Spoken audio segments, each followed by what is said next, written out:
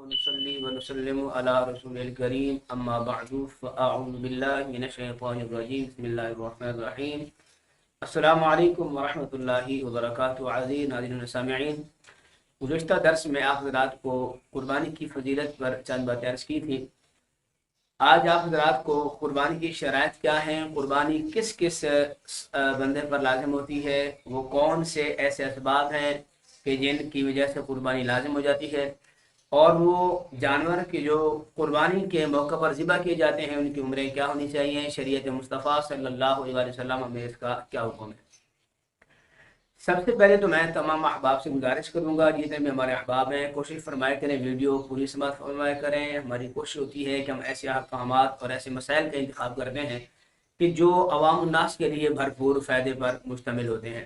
لہذا خود بھی پوری ویڈیو سماعت فرمایا کریں اور دوست احباب کو بھی شیئر کیا کریں، چونکہ حدیث پاک نبی کریم رؤوف الرحیم صلی اللہ علیہ وآلہ وسلم کا ارشاد گرامی ہے، فرمایا الدال علی الخیر کفاعلہ، نیکی کی طرف بلانے والا اس کے کرنے والے کی طرح ہوتا ہے۔ لہذا اگر آپ کے شیئر کرنے سے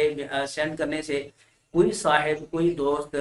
اگر دینی مسئلہ سے وہ واقف ہوتا ہے، یقیناً جتنا ثواب اس کو ہوگا وہ ثواب آپ کو ملے گا۔ اس کی وجہ کیا ہے؟ کیونکہ آپ اس مسئلہ سیکھنے کا سبب بنے ہیں۔ لہذا آپ حضرات سے گزارش ہے، جتنے بھی ہم ویڈیوز آپ حضرات کو بیان کرتے ہیں، آپ حضرات سے گزارش ہے اس کو پورا سماعت فرمایا کریں اور دینی مسائل سے واقفیت رکھا کریں۔ اگر آپ کو دوران بیان سماعت کرتے ہوئے آپ کو اگر کوئی مسئلہ ذہن میں آتا ہے، کوئی ڈاؤٹ آپ کے ذہن میں آتا ہے، تو آپ بالکل آپ ہمیں انفارم کر سکتے ہیں، اور انشاءاللہ تعالی ہم کوشش کریں گے قرآن و حدیث کی روشنی میں آپ کی بھرپور تسلی کریں گے۔ اب سب سے پہلے آپ حضرات کو یہ گزارش کریں کہ جو قربانی کی شرائط ہیں وہ یہ ہے کہ سب سے پہلی شرط ہے مسلمان ہونا۔ قربانی کے جائز ہونے کے لیے، قربانی کے ثابت ہونے کے لیے بندے کا مسلمان ہونا شرط ہے، تو جب تک بندہ کافر ہے یقیناً اس پر احکامات شریعت جو ہے وہ لاگو نہیں ہوتے۔ تو سب سے پہلی شرط ہے مسلمان ہونا، کافر پر قربانی لازم نہیں ہے۔ دوسری شرط ہے بالغ ہونا۔ اگر بندہ بالغ نہیں ہے، بچہ ہے، نابالغ ہے، تو اس صورت میں اس پر قربانی کے احکامات جو ہے وہ لاگو نہیں ہوں گے جب تک وہ بچہ بالغ نہیں ہو جاتا۔ تیسری شرط ہے مقیم ہونا، اپنے علاقے میں ہونا۔ اگر بندہ مسافر ہو گیا، شریعت مصطفیٰ صلی اللہ علیہ وآلہ وسلم نے جو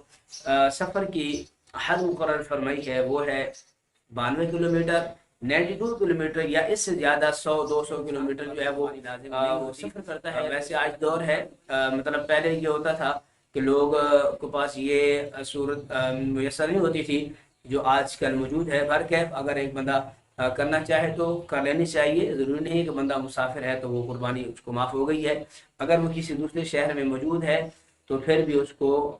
کر لینی چاہیے، لیکن شریعت مصطفیٰ صلی اللہ علیہ وسلم میں جو قربانی کی شرائط ہے اس میں یہ بھی شرط ہے کہ بندہ مسافر نہ ہو۔ مسافر نہیں ہوگا تو پھر اس پر احکامات شریعت اور احکامات قربانی جو ہے لازم ہو جائیں گے۔ چوتھی شرط ہے وہ بندہ مالک نصاب ہو۔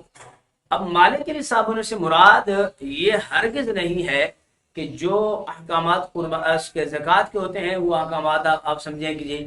قربانی کے، ایسا ہرگز نہیں ہے۔ قربانی کے احکامات الگ ہیں، زکوٰۃ کے الگ ہیں، لہٰذا اگر کوئی صاحب قربانی کے ایام میں وہ مالک نصاب ہوا تو اس پر قربانی لازم ہو جائے گی۔ اگر وہ قربانی کے نصاب کو نہیں پہنچتا، قربانی کے نصاب کی کتنی چیزیں ہیں؟ وہ 4 چیزیں ہیں، یا تو 7.5 تولے سونا ہو، یا 52.5 تولے چاندی ہو، یا اس کے پاس سامان تجارت ہو، یا اتنی 52.5 تولے چاندی کے برابر پیسے ہوں۔ اب ہمارے گھروں میں ہوتا کیا ہے؟ وہ یہ ہوتا ہے کہ ایک ہی گھر کے جو سربراہ ہیں، اگر مثال کے طور پہ ایک گھر میں 4 5 6 افراد رہ رہے ہیں تو گھر والے ایسا کرتے ہیں کہ ایک ہی سربراہ کے ذمہ لگا دیتے ہیں اور کہتے ہیں جی ہمارے والد صاحب یا ہمارے بھائی یا ہمارے جو چاچو ہے، جو بھی گھر کا سربراہ ہوتا ہے وہی کر رہا ہوتا ہے، یا سربراہ کے علاوہ ایک آدھ بندہ اور کر لیتا ہے۔ حالانکہ دیکھا جاتا ہے کافی لوگ ایسے ہیں کہ جن پر قربانی لازم ہو رہی ہوتی ہے وہ قربانی نہیں کر رہے ہوتے۔ مثال کے طور پہ اگر آپ کے پاس 3 بائکس ہیں، 3 موٹر سائیکلیں ہیں، تو آپ کے پاس 2 موٹر سائیکل تو آپ کی ضرورت کے لیے ہیں اور ایک موٹر سائیکل ویسے کھڑی ہے، اس کی زیادہ ضرورت نہیں پڑتی، اس کو بھی آپ سمجھیں مال زائد ہے اور اس کو آپ اکاؤنٹ کریں گے۔ اسی طرح اگر آپ کے پاس 3 کمرے ہیں اور 2 کمرے آپ استعمال کرتے ہیں، ایک کمرہ آپ ویسے پڑا ہوا ہے اس میں کوئی خاص استعمال نہیں کیا جاتا، تو سمجھے وہ بھی آپ کا مال زائد ہے۔ اسی طرح اگر آپ کا رینٹ والا ایک گھر ہے، آپ نے رینٹ پہ دیا ہوا ہے تو وہ بھی آپ کا سمجھو مال نصاب میں شامل کیا جائے گا۔ تو میرے بھائیوں، آپ تمام احباب سے گزارش ہے، خدا را اپنے جو آس پاس کے محلے کے اچھے عالم دین، مستند معتبر عالم دین سے رابطہ کریں، جا کے آپ انہیں انفارم کریں کہ مولانا صاحب میں اتنے پراپرٹی کا مالک ہوں اور میرے اتنے بچے ہیں، میں یہ کام کرتا ہوں، میرے اتنے بیٹے ہیں، وہ بالغ ہیں، وہ یہ کام کرتے ہیں، ہمارے پاس یہ پراپرٹی ہے، یہ اللہ پاک نے ہمیں عطا فرمائی ہے، تو اس صورت میں ہم میں سے کس پر جو ہے وہ قربانی لازم ہوگی؟ یقیناً اس جو دور میں اور اس کو آپ پاس کریں گے۔ اسی طرح اگر آپ کے پاس 3 کمرے ہیں اور 2 کمرے آپ استعمال کرتے ہیں، ایک کمرہ ویسے پڑا ہوا ہے، اس میں کوئی خاص استعمال نہیں کیا جاتا، تو سمجھے وہ بھی آپ کا مال زائد ہے۔ اسی طرح اگر آپ کا رینٹ والا ایک گھر ہے، آپ نے رینٹ پہ دیا ہوا ہے، تو وہ بھی آپ کا سمجھو مال نصاب میں شامل کیا جائے گا۔ تو میرے بھائیوں، آپ تمام احباب سے گزارش ہے، خدا را اپنے جو آس پاس کے محلے کے اچھے عالم دین، مستند معتبر عالم دین سے رابطہ کریں، جا کے آپ انہیں انفارم کریں کہ مولانا صاحب میں اتنے پراپرٹی کا مالک ہوں اور میرے اتنے بچے ہیں، میں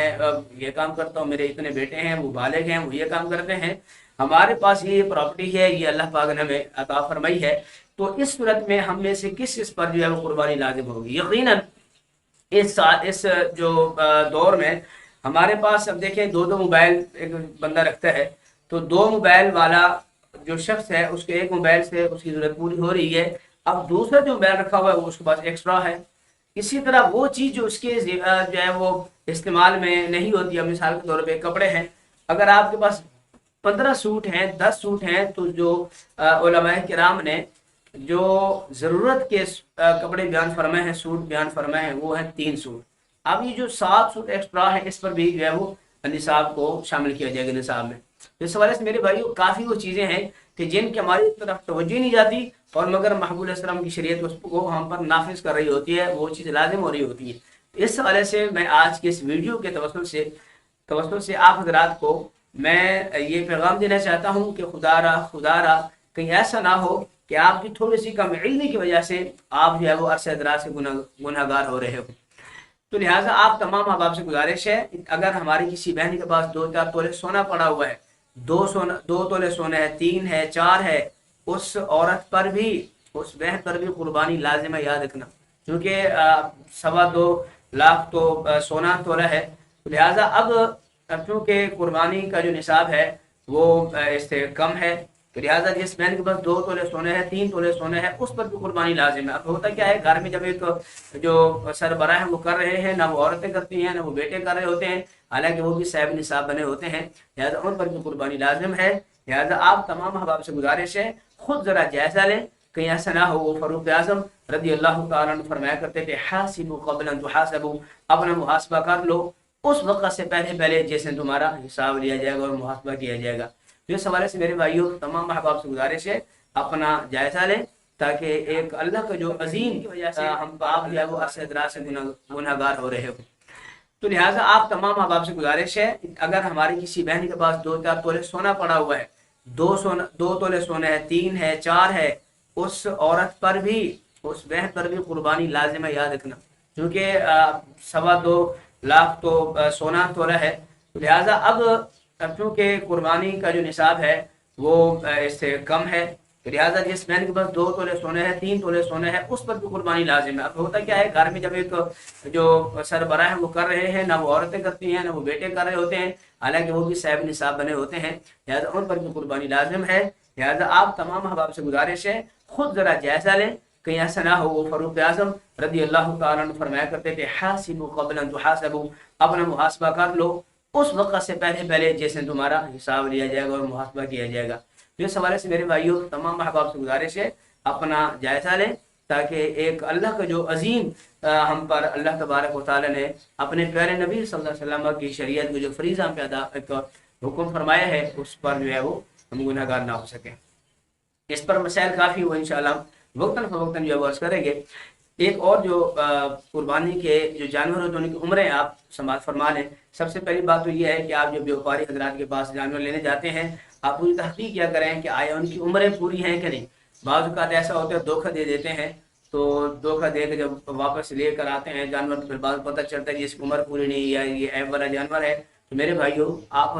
تمام احباب سے گزارش ہے جب آپ جانور لینے جائیں تو پوری تحقیق کے ساتھ ایک ماہر بندے کو لے کر جائیں تاکہ آپ کی جو قربانی ہے وہ ایک اچھے انداز میں آپ اللہ کے نام پر قربان کر سکیں۔ بکری کی عمر جو ہے وہ کم از کم 1 سال ہونی چاہیے، بکری ہو یا بکرا ہو۔ اسی طرح گائے ہے، گائے کی عمر کم از کم 2 سال ہونی چاہیے، اس سے 1 دن بھی کم ہوا تو اس کی قربانی نہیں ہوگی۔ اونٹ ہے، اس کی جو عمر ہے کم از کم 5 سال ہونی چاہیے۔ دمبا جو ہے اس کی عمر کم از کم 1 سال ہو، لیکن علماء فرماتے ہیں اگر دمبا اتنا موٹا ہے، اتنا فربا ہے، اتنا پلا ہوا ہے کہ وہ دیکھ لو 1 سال کا لگتا ہے، اگرچہ اس کی عمر 6 مہینے کم از کم ہے، 7 مہینے، 8 مہینے ہے، 10 مہینے ہے، مگر وہ اتنا ماشاءاللہ اس کو خوب پالا گیا ہے، وہ دیکھنے میں 1 سال کا لگتا ہے، تو اس کی قربانی بھی جائز ہو جائے گی۔ لہذا اگر کوئی